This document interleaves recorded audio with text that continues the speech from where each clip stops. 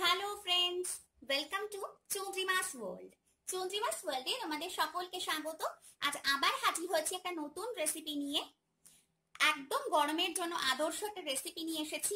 আজ আমরা বানাবো মিন্ট মোহিতো, বা এটাকে কিন্তু ভার্জিন মোহিতোও বলে। তোমরা অবশ্যই রেসিপি ট্রাই করো।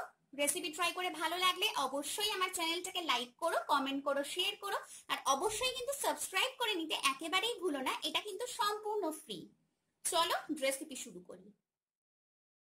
মিন্ট মোহিতো বানানোর জন্য আমাদের লাগবে ফ্রেশ মিন্ট লিভ, মানে এখানে আমি নিয়েছি পুদিনা পাতা 1 মুঠো, একটা লেবু আমি গোল গোল করে কেটে নিয়েছি, আর তার মধ্যে কিন্তু কোনো দানা নেই, দানাগুলো বাদ দিয়ে নিতে হবে। এখানে আমি 2 টেবিল চামচ পরিমাণ নিয়েছি লেবুর রস, আর নিয়েছি স্প্রাইট।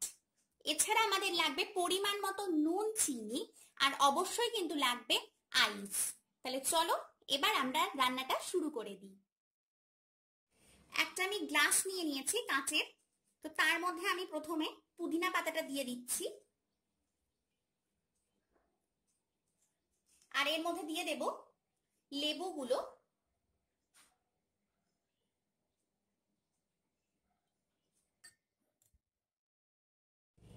এবার আমি এখানে নিয়েছি, দেখো, রুটি করার একটা বেলান।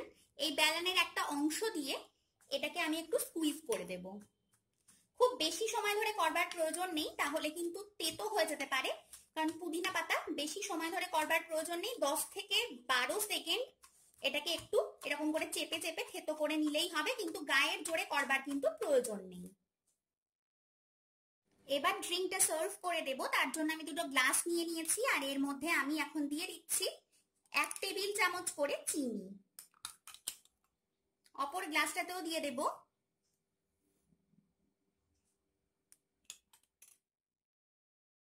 এবার যে পুদিনা আর লেবু যেটা আমরা থেতো করে রাখলাম, সেটা আমি একটু একটু করে এর মধ্যে দিয়ে দিচ্ছি।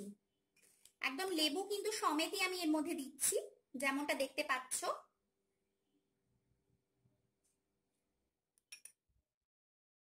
দুটো গ্লাসেই সমান পরিমাণ দিয়ে দিয়েছি। এবার এর মধ্যে দিয়ে দিচ্ছি সামান্য একটু করে লেবুর রস।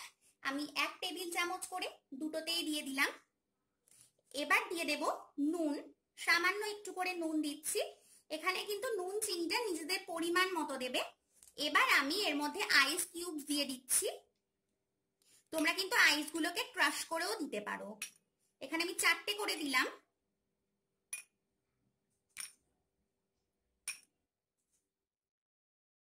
এবার দিয়ে দেব স্প্রাইট।